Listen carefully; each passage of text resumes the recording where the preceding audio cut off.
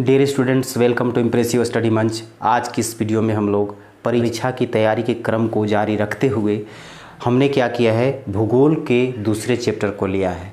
तो भूगोल का जो दूसरा चैप्टर है उसका नाम है भूमि और मृदा संसाधन।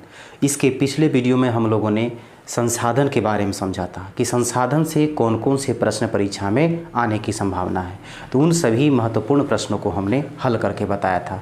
उम्मीद है कि आप लोग उसका नोट्स भी बनाए होंगे और रिवीजन ज़रूर करेंगे, क्योंकि बिना रिवीजन के याद नहीं हो सकता है। आज जो है दूसरा चैप्टर से कौन कौन इम्पोर्टेंट क्वेश्चन है जो परीक्षा की दृष्टि से अति महत्वपूर्ण है। हमें केवल महत्वपूर्ण प्रश्नों को ही पढ़ते चलना है और जो वैसे प्रश्न जो परीक्षा में पूछे जाएंगे विश्वास के साथ पढ़ें। यही सब प्रश्न आपको परीक्षा में देखने को मिलेगा। तो इन सभी प्रश्नों को हमें अच्छे तरीके से नोट्स बनाते चलना है, रिवीजन करते चलना है और परीक्षा आते आते हमें पूरा याद कर लेना है। तो आइए चलते हैं दूसरे चैप्टर में। दूसरा चैप्टर का नाम है भूमि और मृदा संसाधन। इस चैप्टर से कौन कौन सा प्रश्न इम्पोर्टेंट है? तो सबसे पहला क्वेश्चन है कि प्राकृतिक संसाधनों का संरक्षण क्यों आवश्यक है। अब यहाँ पर देखिए, संरक्षण का मतलब क्या होता है? सुरक्षा करना। प्राकृतिक संसाधन हमने पिछले वीडियो में पढ़ा था कि प्राकृतिक संसाधन क्या है कि वैसे संसाधन जो प्रकृति द्वारा प्रदत्त है, यानी प्रकृति द्वारा दिया गया है, वे क्या कहलाएंगे? प्राकृतिक संसाधन। तो इसमें प्राकृतिक संसाधनों का संरक्षण क्यों आवश्यक है? कारण ये था कि हम लोग क्या जाने थे कि संसाधन जो है मानव जीवन के लिए क्यों ज़रूरी है, यानी संसाधनों का महत्व क्या है, हमारे जीवन में संसाधन का क्या महत्व है, इस पर हमने डिटेल चर्चा किया था। तो उसी से संबंधित है कि अगर प्राकृतिक संसाधन कहता है कि इसका अपक्षय हो जाए, इसकी बर्बादी हो जाए तो क्या होगा? अनेक प्रकार की समस्या उत्पन्न हो जाएगी। तो उसी से क्या है, इसमें ये क्वेश्चन पूछा गया है कि प्राकृतिक संसाधनों को हमें सुरक्षा करना है, इसका संरक्षण करना क्यों ज़रूरी है। तो इसका आंसर इस तरह से लिखेंगे कि प्राकृतिक संसाधन पर ही मानव का अस्तित्व टिका हुआ है और प्राकृतिक संसाधन से ही कहता है कि मानव का विकास होता है। तो मानव का अस्तित्व संसाधन पर निर्भर है, मानव का विकास संसाधन पर निर्भर है। ये क्या है कि प्राकृतिक संसाधनों का अंधाधुंध तरीके से लोग उपयोग कर रहे हैं और ये जो आप विवेकपूर्ण ढंग से जो उपयोग हो रहा है, इससे अनेक प्रकार की समस्या उत्पन्न हो रही है। तो उन्हीं सभी समस्याओं को दूर करने के लिए क्या है, इसका संरक्षण आवश्यक है। वो समस्याएं कैसे दूर होगा? तो इसका सुरक्षा करेंगे, इसका संरक्षण करेंगे, तभी दूर हो सकता है। अब इसमें देखिए, जो प्रश्न का आंसर आपको लिखना है वो किस तरह से लिखेंगे, इसको ध्यान से सुने कि प्राकृतिक संसाधन मानव अस्तित्व को बनाए रखता है, प्राकृतिक संसाधन विकास की गति को तेज करता है। यदि प्राकृतिक संसाधनों का अंधाधुंध उपयोग किया जाए तो मानव के लिए अनेक प्रकार की समस्याएं उत्पन्न हो सकती है। सबसे पहली समस्या क्या होगा कि सामाजिक समस्या उत्पन्न हो सकता है, आर्थिक समस्या उत्पन्न हो सकता है, पर्यावरणीय समस्याएं उत्पन्न हो सकती है। जब इतने प्रकार की समस्याएं उत्पन्न हो जाएगी तब क्या है कि इन्हीं समस्याओं को दूर करने के लिए हमें प्राकृतिक संसाधनों का संरक्षण आवश्यक है। अब इसके बाद अगला क्वेश्चन पर चलते हैं। अब इसके बाद आता है स्थानीय मिट्टी या स्थानबद्ध मिट्टी। दोनों एक ही तरह का मिट्टी है, चाहे इसे स्थानीय मिट्टी कहें या स्थानबद्ध मिट्टी कहें। दूसरा क्या है? वाहित मिट्टी, यानी बहने वाले मिट्टी। अब इसमें अंतर पूछ रहा है तो अंतर क्या बोलेंगे? तो इसमें स्थानीय मिट्टी या स्थानबद्ध मिट्टी क्या होता है? तो वैसी मिट्टी जहाँ पर निर्माण हुआ है और वहीं पर रह जाता है। कहने का मतलब ये हुआ कि मूल चट्टानों के टूटने से, विभाजन होने से, विखंडन होने से जब मिट्टी का निर्माण होता है और उसी स्थान पर रह जाता है तो उसे हम कहते हैं स्थानीय मिट्टी। माने जहाँ पर बना वहीं पर वो मिट्टी रह गया, तो उस मिट्टी को क्या कहेंगे? स्थानीय मिट्टी बोलेंगे या स्थानबद्ध मिट्टी बोलेंगे। और वाहित मिट्टी क्या है? तो वैसी मिट्टी जो एक स्थान से दूसरे स्थान पर नदियों द्वारा बहा कर ले जाया जाता है या पवनों द्वारा उड़ा कर ले जाया जाता है। तो ये मिट्टी क्या होता है? एक स्थान से दूसरे स्थान पर चली जाती है। तो एक स्थान से दूसरे स्थान पर नदियों द्वारा बहा करके ले जाई जाती है या पवनों द्वारा उड़ा कर ले जाई जाती है, तो उस मिट्टी को हम कहते हैं वाहित मिट्टी। ठीक है, ये हो गया स्थानीय मिट्टी और वाहित मिट्टी में अंतर। फिर से इसको एक बार समझ लिया जाए कि जब मूल चट्टानों के विखंडन से, टूटने से, विभाजन होने से जब मिट्टी का निर्माण होता है और जिस स्थान पर निर्माण हुआ उसी स्थान पर रह जाता है तो इसको स्थानीय मिट्टी कहते हैं। और वाहित मिट्टी किसे कहेंगे? तो वैसे मिट्टी जो एक स्थान से दूसरे स्थान पर नदियों द्वारा बहा करके ले जाई जाती है या पवनों द्वारा उड़ा करके ले जाई जाती है, तो इस मिट्टी को क्या कहते हैं? वाहित मिट्टी। अब आता है उसके बाद बांगर मिट्टी और खादर मिट्टी। बांगर मिट्टी क्या है और खादर मिट्टी क्या है, ये दोनों अंतर किस तरह से लिखेंगे? तो ये देखिए, बांगर यहाँ पर हो जाएगा बांगर और ये हो जाएगा खादर। अब देखिए दोनों में अंतर क्या है, इसमें 3 अंतर लिखने को आता है एग्जाम में। तो सबसे पहला अंतर लिखेंगे कि बांगर जो है ये पुरानी जलोढ़ मिट्टी है, ठीक है ना, पुरानी जलोढ़ मिट्टी है। और ये क्या हो जाएगा? नई जलोढ़ मिट्टी है, ठीक है ना, ये नई जलोढ़ मिट्टी है। और बांगर में क्या है? बांगर में इसमें कंकड़ पाया जाता है, ठीक है ना, तो ये कंकड़ीली हो गया, कंकड़ीली, जिसमें कहेंगे क्या कि इसमें मोटे कण पाए जाते हैं। इसमें क्या होता है? महीन कण पाया जाता है, याद रखना है, महीन कण पाया जाता है। इसमें क्या है कि कंकड़ीली यानी मोटे मोटे कण पाए जाते हैं, मोटे कण पाया जाता है। इसमें क्या है कि महीन कण पाया जाता है। फिर है जब इसमें कंकड़ पत्थर की मात्रा अधिक होती है, मोटे कण होते हैं, तो ये कम उपजाऊ है, ठीक है, ये कम उपजाऊ है। और ये क्या है? ये अत्यधिक उपजाऊ है, अत्यधिक उपजाऊ है। याद हो गया? अब इसका अंतर फिर से देख लिया जाए कि बांगर मिट्टी और खादर मिट्टी में क्या अंतर है। तो बांगर कैसी मिट्टी है? तो बांगर पुरानी जलोढ़ मिट्टी है और खादर नई जलोढ़ मिट्टी है।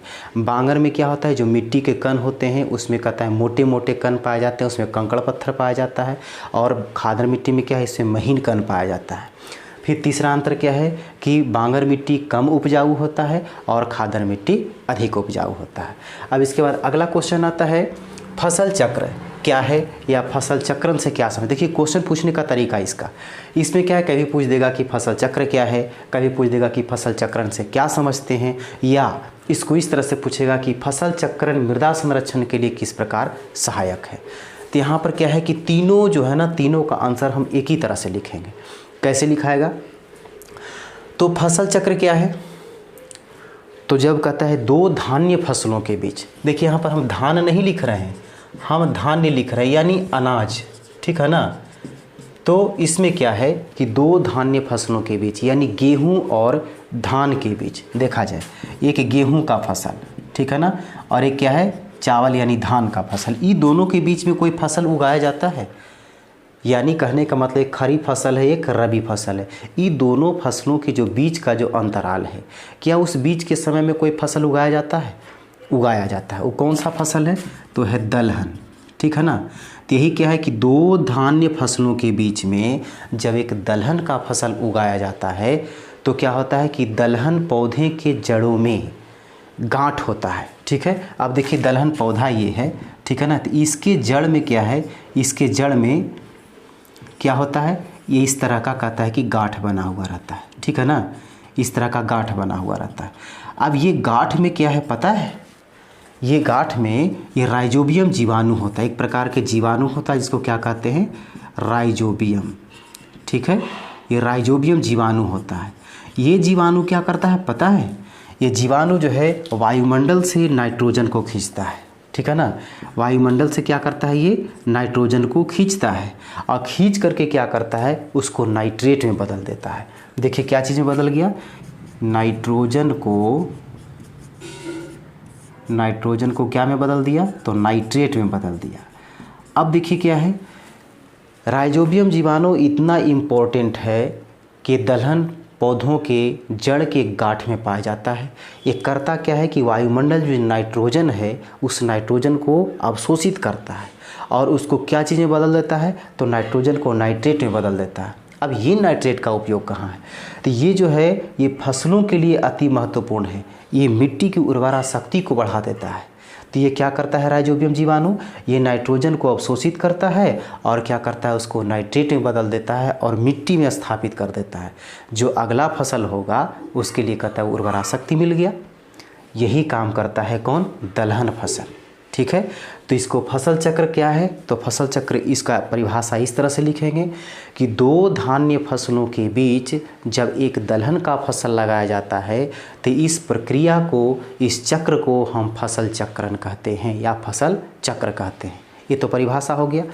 लेकिन अगर इसको इस तरह से पूछेगा कि फसल चक्रण मृदा संरक्षण में किस प्रकार सहायक है, तब इसको किस तरह से लिखेंगे। सेम एकदम उसी तरह से होगा, कुछ चेंज किया जाएगा। तो क्या लिखेंगे इसको कि जब दो धान्य फसलों के बीच जब एक दलहन का फसल लगाया जाता है तो दलहन फसल की जड़ की गांठ में क्या होता है, राइजोबियम जीवाणु पाया जाता है। जो राइजोबियम जीवाणु क्या करता है कि वायुमंडलीय नाइट्रोजन को अवशोषित करता है और उसको क्या करता है, नाइट्रोजन को नाइट्रेट में बदल करके वो मिट्टी में क्या करता है, पुनः स्थापित कर देता है। और ये मिट्टी क्या करता है, मिट्टी उर्वरा शक्ति इसमें बन गया, मिट्टी उर्वर हो गया, जो अगले फसल के लिए क्या करेगा, वो लाभदायक होगा। तो यानी ये मृदा संरक्षण में सहायक हो गया, यानी मिट्टी की उर्वरा शक्ति को बढ़ाने में सहायक हो गया। तो ये था फसल चक्रण में, फसल चक्र मृदा संरक्षण में किस प्रकार सहायक है। अब आता है जलोढ़ मिट्टी के विस्तार वाले राज्यों के नाम। इस मृदा में कौन सी फसलें उगाई जाती है, जलोढ़ मिट्टी जो है कहाँ कहाँ पाया जाता है, उसका मन विस्तार क्षेत्र कहाँ कहाँ है, इसके बाद क्या है कि इसमें कौन कौन सी मिट्टी उगाई जाती है। तो इसका विस्तार जो है ये उत्तर भारत के पूरे मैदानी क्षेत्र में पाया जाता है, यहाँ तक कि गुजरात और राजस्थान के क्षेत्र में भी पाया जाता है। देखिए इसको क्या करना है, इसको लिखना है कि उत्तर भारत के, ठीक है ना, उत्तर भारत के पूरे मैदानी क्षेत्र में, ठीक है ना, मैदानी क्षेत्र में। अगर इसको ऐसे लिख दिया जाए, क्या है कि गुजरात, गुजरात और राजस्थान, ठीक है, राजस्थान के कुछ क्षेत्र में यहाँ भी पाया जाता है। अब इसके बाद क्या, तटीय मैदान, ठीक है ना, पूर्वी तटीय मैदान। ये क्या है, जो पूर्वी तटीय मैदान, इसे महानदी, गोदावरी, कृष्णा, कावेरी, इन नदियों से जो कहता है डेल्टा बना है ना, वो डेल्टा किससे है, तो ये जलोढ़ मिट्टी से बना हुआ है। तो पूर्वी तटीय मैदान ये क्या हो गया, महानदी, महानदी, गोदावरी, फिर क्या है कृष्णा, कावेरी, कावेरी नदियों द्वारा